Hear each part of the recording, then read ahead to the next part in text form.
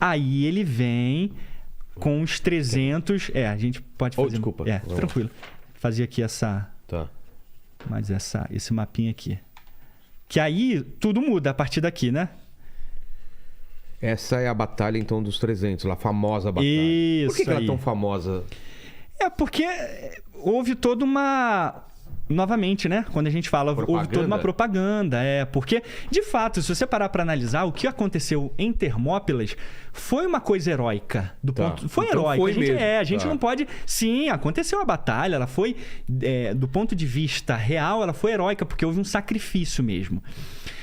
Só que aquilo não representava o que seriam os espartanos, de fato, ao longo da história. A gente está pegando um recorte de tempo muito pequeno para generalizar tudo que era Esparta. Sendo que Esparta fez coisas, cara, muito mais bizarras, assim, muito mais anti-heróicas, vamos colocar assim, do que heróicas, né? Então vamos para essa batalha. Ele volta 10 anos depois? Volta 10 anos depois, 480. 10 anos se preparando. Isso aí, 480 a.C. O maior acúmulo militar da história foi registrado nesse momento. É mesmo? Cerca de 1 milhão de soldados. 1 milhão de soldados nessa época? Estavam à disposição de Dario. Dario, nessa época, Dario já tinha morrido. Era Xerxes. Isso aí. Que é o nosso querido... Rodrigo Santoro. Isso aí. Exato. E aí, então, ele vai com toda essa força. Uma força, a menor de todas, vem por aqui. Provavelmente o pai deve ter colocado na cabeça dele que ele tinha que voltar e conquistar e tal, né? Foi treinado para isso. Foi treinado. Ele foi treinado para conquistar. Porque, assim, só quem tinha se colocado no caminho persa eram os gregos. Exato. Mais ninguém. Ele veio por terra dessa vez, então. Isso, então. Na verdade, foram duas frentes. Tá. Uma por terra, bem menor, menos da metade, 1/3 do exército. Porque você imagina, mandar marchar todo o exército por aqui. Entendi. Né? Por uma região pedregosa e tal. E o outro exército veio por aqui. Em maratona também? Para chegar em Atenas. Aí, no caso, era para destruir Atenas e conquistar a Grécia inteira. Tá. E aí foram mais de cerca de 700 navios que Heródoto conta à disposição. E eles conseguem? E 1/4, mais ou menos, 3/4 da força vem de navio. E aí, claro, os caras já sabiam. A Atenas estava esperando que eles, uma hora ia chegar. Voltamos lá na nossa Pitonisa. Isso. Agora. Pitonisa. Voltamos na Pitonisa. Aí o que acontece? Que era o Paquito da época. O ancestral do Paquito. Entendi. Toda a malemolência do Paquito. Né? Isso aí. E aí o que acontece então? Os atenienses mandam 2 atenienses para fazer a consulta ao oráculo que ficava mais ou menos nessa área aqui, chamada de Delfos. Afastado. Bem longe. A pé deve ser 1 semana de Atenas, ou mais. E aí, o que eles têm de resposta? Beleza, aí eles consultam lá a Pitonisa. A Pitonisa diz assim: se escondam nos seus muros de madeira. Atenas vai ser devastada, a cidade vai ser queimada, mas vocês só vão se salvar se vocês se esconderem nos seus muros de madeira. Aí os atenienses voltam, perplexos. E aí começa um debate em Atenas. E agora? Exato. O que é esse muro de madeira? A gente já tem muro de madeira. Aqui, temos essa paliçada aqui, porca. Será que é isso que a Pitonisa quis dizer? É isso aí, ó. Muro de madeira, não tem outra interpretação. Aí, o cara mais genial da Grécia Antiga, o herói da Grécia Antiga, no sentido real da história, Temístocles, interpreta o seguinte: são os nossos navios. Ficar atrás do muro de madeira é ficar dentro dos nossos navios. E aí, só que eles não têm navios ainda. Tem miséria de navio. Nesse espaço de 490 até 480, eles encontram uma mina de prata nessa cidade, no sul de Atenas, chamada Lavrium. Uma mina de prata que a ideia era distribuir 10 dracmas para todos os moradores de Atenas. E era muita grana. 10 dracmas era muita grana. Não sei converter agora de cabeça, mas era muito dinheiro. Era aposentadoria quase que para a cidade inteira. Todo mundo felizão. Todo mundo felizaço com aquilo.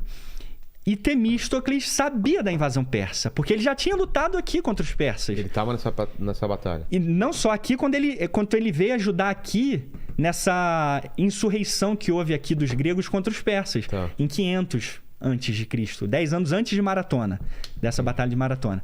Então ele sabia que os persas iam voltar. Então ele conseguiu convencer com a sua oratória todos os cidadãos atenienses que tinham direito aos seus 10 dracmas a ceder para o governo, para os generais, os polemarcos, que eram o nome dos organizadores das guerras, né? Os estrategos, a organizar, a construir essa armada. E de 490 até... Eles como trabalhadores. Sim, como cidadãos. Vamos fazer esses barcos. Isso aí, vamos dizer, no exercício da cidadania. A gente deu uma grana pra vocês, aí vocês estão com a vida ganha. Dá uma força e faz o barco, é isso? Porque senão vocês vão perder tudo. Entendi. A Pérsia vai vir e eles tinham medo da Pérsia de fato. A Pérsia era... Não adianta nada se vocês forem ricos, eles vão chegar aqui e vão dizimar todo mundo. Exato. E os caras compraram a ideia do Temístocles mesmo. Tá bom, então vamos doar pros cofres públicos. Doaram, cada cidadão doou seus 10 dracmas e ele construiu os 180 navios para lutar contra os persas. E detalhe, de todas as quase 1000 cidades gregas, porque você tem as ilhas jônicas, as ilhas do Egeu, você tem muita ilha, tem muita cidade-estado. Tem estimativas que dizem quase 1000. E os persas foram para todos esses lugares também? Não. Concentraram... O objetivo era Atenas. Tá. Se Atenas cai, a Grécia cai. Não tinha alternativa. O próprio Heródoto diz isso no livro 7. Então eles vêm para cá, invadem tudo, e aí os atenienses, então, de 490 a 480, começam a construção dessa frota de 180 navios. Todos os gregos juntos, forneceram a mesma quantidade que Atenas de navios.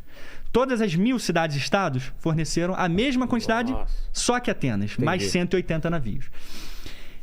E aí, então, veio essa invasão persa avassaladora. Aí, força total. O que aconteceu aqui? Nesse meio caminho aqui, mais ou menos nessa área aqui, os espartanos mandaram, então, seus 300. Que, de novo, estavam lá na Carneia. Mesma coisa. Não vai dar não, Zéfiro. Não vai não, os deuses e tal, não vai dar certo não. Aí, Leônidas desobedeceu. Não, vamos levar, então, os nossos melhores lá. E foram. E aí, morreram nessa batalha. Quando eles morreram e cederam caminho para os persas, então, sendo que foi 300 e mais 7.000 gregos juntos. Também não foi só 300. Não era só 300? De jeito nenhum. Pô. De jeito nenhum. Grita. Ahu! Toca! Ahu! Então, não teve só 300 de jeito nenhum. O grosso da luta foi junto com esses 7.000 téspios ou... não lembro se foram exatamente os téspios, mas enfim, uma outra cidade grega. E por que essa batalha foi tão famosa, então? Por causa desse sacrifício. Porque tecnicamente... Não era pela diferença, então, de números de exército? Não por uma vitória. É porque ficou aquela coisa, né? Não, os espartanos foram lá, eles sabiam que iam morrer. Sabiam? Não tinha... Sabiam que não tinha como vencer. Mas foram, né? Porque eles tinham que contribuir, de fato, para essa batalha. Eles tinham que contribuir para a Grécia. E a única forma deles conseguirem, com poucos números, tentar segurar os persas era no estreito. Nesse estreito como que era a configuração da batalha? Vamos lá.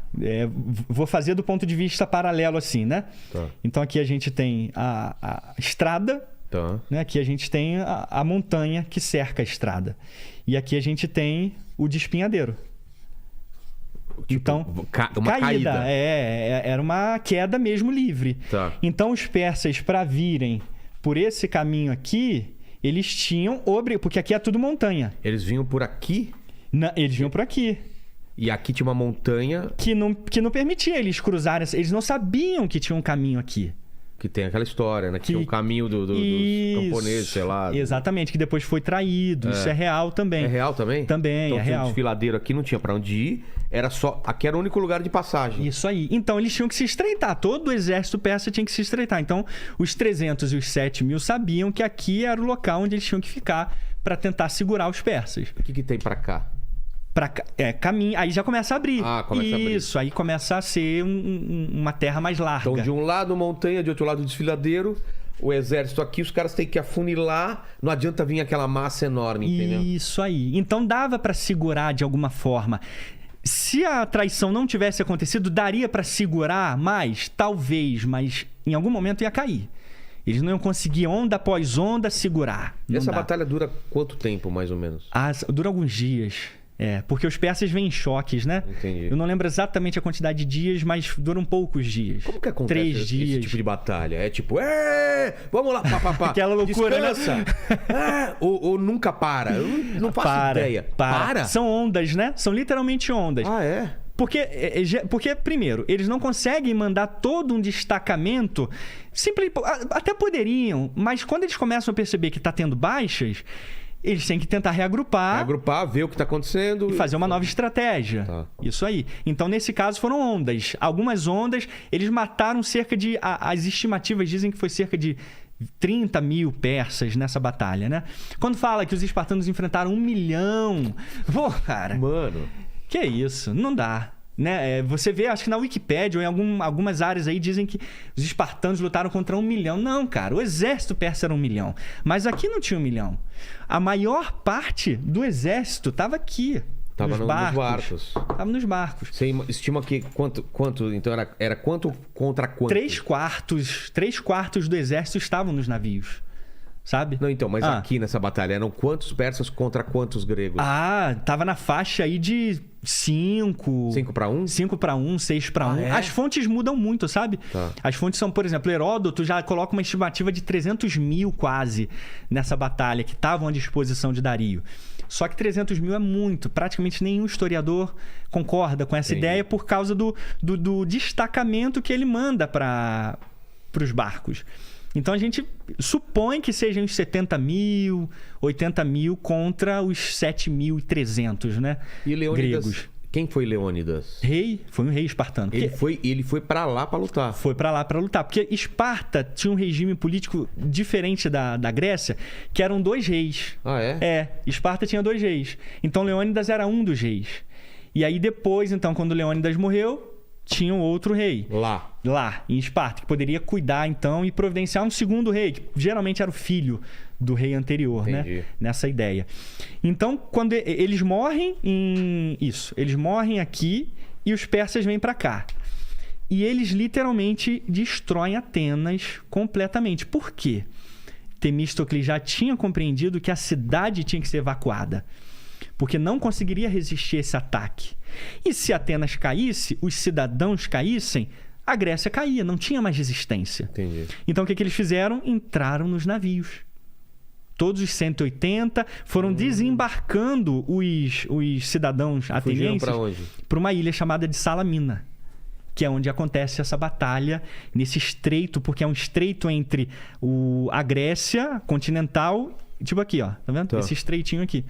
Então eles se encontram aqui. Os navios começam a se afunilar lá. Tem relatos assim, interessantíssimos dos atenienses chorando, vendo a sua cidade sendo queimada, destruída, o fogo tomando conta de tudo, e eles aqui. Então eles literalmente sacrificaram a cidade inteira para conseguir lutar contra os persas no mar. E aí eles foram então para a porrada no mar. E aí? E aí foi carneficina generalizada persa. Os persas foram dizimados. Por essa armada grega de cerca de 300 navios. E o pessoal foram mais de 700. Ficou aqui. Continuaram ali. Tá. Aí os soldados, os hoplitas, os remadores, né? Que, na verdade, essa batalha foi ganha, Vilela, pelos remadores, cara. Por quê? Porque eram os remadores que iam pra pancada. Eles tinham os navios persas, os navios atenienses, eles tinham... Essa aqui é a parte da frente. Tá. Aí aqui é a parte de cima do navio, o casco, né? Tá. E a vela aqui. Então, os navios, eles tinham uma espécie de ariete, que é essa ponta aqui... Para perfurar? Para perfurar os cascos. Isso aí. Então, aqui tinham... E detalhe, tinha esses já eram os triremes. Eram 3 fileiras de remos que davam uma velocidade absurda para o navio. Enquanto os persas eram... Era um penteconter. Eram navios de uma fileira só, tá, de remos. Eles nem utilizavam trireme ainda. Porque batalha naval... Que batalha naval?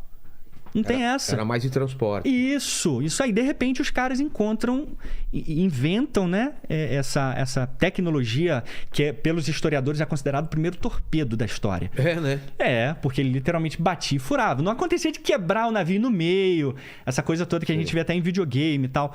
Mas fazia buracos e os navios afundavam com todo mundo dentro. E morria todo mundo. Porra, isso foi o diferencial. Isso que salvou a Grécia. E Heródoto diz isso nesse livro 7...